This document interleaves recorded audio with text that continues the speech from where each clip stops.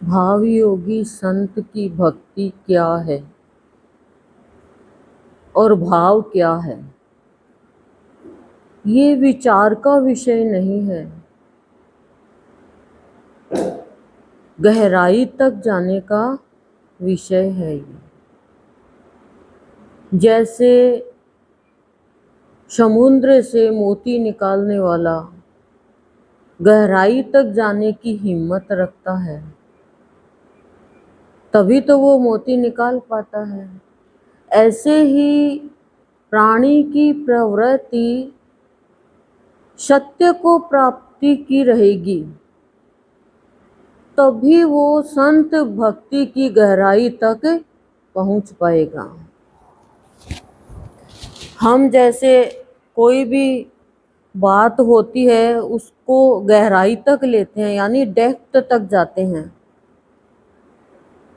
तभी तो निर्णय पर पहुंच पाते हैं।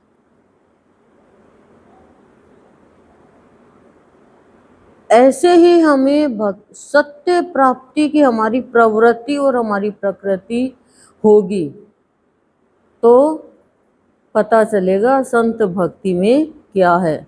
गहराई में डूबते जाएंगे, पर सत्य प्राप्ति का लक्ष्य तो बन ही नहीं रहा है सबका, तो भक्ति का भी अर्थ नहीं जान पा रहे हैं। संत की भक्ति है वो संत के समीप रहने की होनी चाहिए, ना कि बस इष्ट की पूजा कर ली और पूजा की इतिश्री समझ ली। ये भाव नहीं होना चाहिए। ये तो ये हो गया किसी के हम जिमने चले गए और जिम के आ गए दक्षिणा लेकर के, तो गहराई तक समीप कहाँ रहे। तो शांति रूपी मोती भक्ति की गहराई में जाएंगे तभी तो मिलेंगे ना। विचार ही करते रह जाएंगे, हो बोरी डूबन डरी रही किनारे बैठ। डर लग रहा है डूबने से तो किनारे पे ही बैठ जाएंगे, तो किनारे पे तो लहरें आके पता नहीं कब हमें डुबा देगी, हम मृत्यु को प्राप्त हो जाएंगे। संत की भक्ति में जो अनुभव किया वो ये कि घुटन नहीं होनी चाहिए किसी भी कारण से। संत तो भक्ति में स्वतंत्र भक्ति करना सिखाते हैं, प्रेममय भक्ति करना सिखाते हैं। जो हमारी स्वतंत्रता की प्रेम की भक्ति होगी तभी तो संत हमें अपने भावों का रस प्रदान करेंगे, और भावों का रस प्रदान करेंगे तो हमारी रसना से सबके लिए कल्याणमय शब्द प्रकट होंगे। जिसके अंदर अभाव है वो ही तो अपनी रसना से सबके लिए बुरे शब्द बोल पाता है। भाव वाला तो कभी नहीं बोलेगा, क्यों वो अपनी जबान खराब करेगा। जब अंदर खराब है तो जबान खराब है, नहीं तो किसी के लिए भी नहीं निकलता है। और अंदर खराब है तो अपनों के लिए निकल जाती है बात, फिर चाहे पछताते रहे, पश्चाताप करते रहे, तो अंदर भाव नहीं है ना। इसलिए तो संत की भक्ति में जो हमें मिलता है, तभी तो हम कहते हैं बिना हरि कृपा मिले ही नहीं संता। अब देखो आप कि जब कल्याणमय शब्द हमारे भीतर से निकलेंगे तो हम क्या अनुभव करेंगे।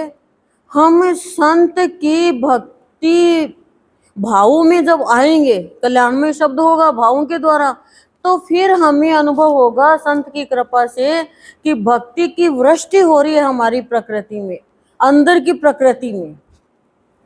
जैसे बाहर की प्रकृति में बरसात हो रहा है, सब जगह हरियाली हरियाली है, नमी नमी है कि नहीं।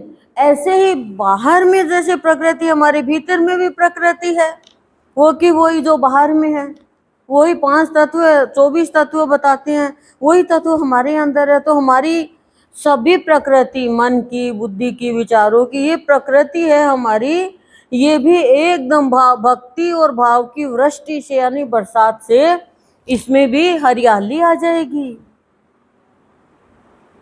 इसमें भी हम देख पाएंगे कि हमारे इस पिंड में तीनों देव बैठे हुए हैं, तब हमारे जीवन में खुशियां आएगी। और संत की भक्ति में प्रेम, प्यार, अपनापन जब रहता है तो वो सदा तृप्त रहता है और अनुभव भी करता है वो कि लोग बाहर स्थूल से तृप्त है, ऐसा नहीं है। प्रेम और अपनापन होगा, प्रेम होगा तो अपनापन होगा कि नहीं होगा, ईर्ष्या होगी तो परायापन होगा कि नहीं होगा। तो अपनापन होगा तो आप क्या होगा आपके जीवन में, आपकी प्रकृति तृप्त, फिर आपकी किसी बाहर की इच्छा ही नहीं रहेगी। मिलेगा सब कुछ लेकिन अलग से कोई ये नहीं रहेगा, इच्छा रहेगी तो फिर आपके अंदर वही लालच, वही लोभ, वही बेकार की बातें। और इष्ट के भावों का अधिकारी कौन है? जिसके हृदय में सदगुरु इष्ट, संत इष्ट रूप में प्रतिष्ठित है, वही तो अधिकारी होगा ना। बाकी अधिकारी कैसे होगा बताओ भावों का? बाकी अधिकारी नहीं है, बस आ रहे हैं जा रहे हैं, कैसे अधिकारी होंगे मेरे को बताओ आप। तो कितनी निराली संत की भक्ति, बिरले कोई प्राप्त होती है। लेकिन जब प्राणी के जीवन में भाव गहराई तक जाने का होगा, प्राणी की प्रकृति गुणातीत यानी गुणों से ऊपर उठ जाएगी। ये बाहर की प्रकृति है, इसने हमें तीन गुण दिए हैं, लेकिन संत तो हमें तीनों गुणों का सदुपयोग करना सिखा रहे हैं। तीनों गुणों की जरूरत है ना। संत ने अवगुण खराब बनाए न गुण खराब बनाए, गुण है वहाँ अवगुण भी है, लेकिन उनका सदुपयोग करना आना चाहिए। आप तो एक रद्दी चीज का भी सदुपयोग कर लेते हो। आपने वो बनाई कोई चक्की, बर्फी, कोई भी मिठाई, उसकी चाशनी टाइट हो गई तो आप क्या करोगे? उसको मुलायम करने के लिए थोड़ा दूध डालोगे, वो वापस गर्म करोगे, या थोड़ा पानी डालोगे और फिर उसको थोड़ी लिक्विड करके सॉफ्ट बना लोगे। और फिर कहोगे कैसी लगी? बहुत अच्छी। फिर कहोगे ऐसे बिगड़ गई थी, फिर मैंने ऐसे बढ़िया करी। ऐसे हमारे गुर्दे बनाते हैं हमारा जीवन। हमारा जीवन बहुत सुंदर है, लेकिन हम हमारी भीतर की प्रकृति से नहीं जुड़ पा रहे हैं। ये श्रावण का महीना हमें क्या शिक्षा देता है? ये शिक्षा देता है कि तुम हरि से जुड़ो, भावों की बरसात अंदर ही अंदर अपनी प्रकृति में संत के याद से, भाव से, भक्ति से, संत के स्मरण से करते जाओ। यही तो बरसात है, ये तो शुभ अवसर है। जब हम सत्संग करते हैं ना, यही शुभ अवसर है सत्संग करना ही। सुबह शुभ अवसर, शाम को शुभ अवसर, दो शुभ अवसर मिलते हैं हमारी। जो कहते हैं ना शुभ अवसर बताओ, शुभ मुहूर्त बताओ, ये शुभ मुहूर्त है हमारे जीवन के लिए, हमें परमात्मा की प्राप्ति के लिए। लेकिन संत कहते हैं कि श्रावण का महीना क्या है, शिव का महीना क्या कह रहा है कि अपनी प्रकृति को शांत रखो गहराई तक। शिव क्या है? सत्य। और सत्य क्या है? संत। और संत क्या है? संत क्या है? आनंद। तो सत्य में, संत में, शिव में, इनमें क्या? आनंद ही आनंद है।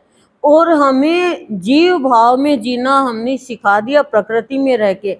अब संत हमें हमारे शिवत्व भाव को प्रकट करके शिव भाव में ला रहे हैं। अब आज हम ये जो अवसर लिया, हमें ये क्या है? ये सत्संग सदन कैलाश पर्वती तो है। क्या है ये बताओ आप? यहाँ पे हम बैठे हैं, शिव के पास में बैठे हैं, शिवालय में बैठे हैं। जब हमारा जीवन इष्ट के भावों से सज जाएगा तो इष्ट क्या करेगा? हमारे अंदर भाव और भक्ति, इन दोनों के दीपक को प्रज्वलित कर देंगे।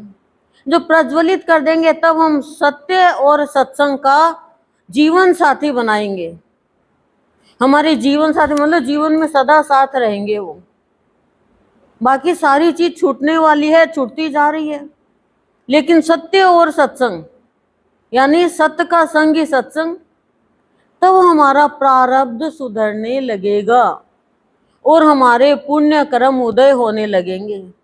और तब हमारे जीवन में भाव और भक्ति, प्यार और शांति की इतनी हरियाली आ जाएगी कि हमारा मन विषय वासना से, बुरी इच्छा से, कामना से, निरर्थकता से, सबसे मौन हो जाएगा और आंतरिक भक्ति हमारी प्रारंभ हो जाएगी। ओम शांति शांति शांति।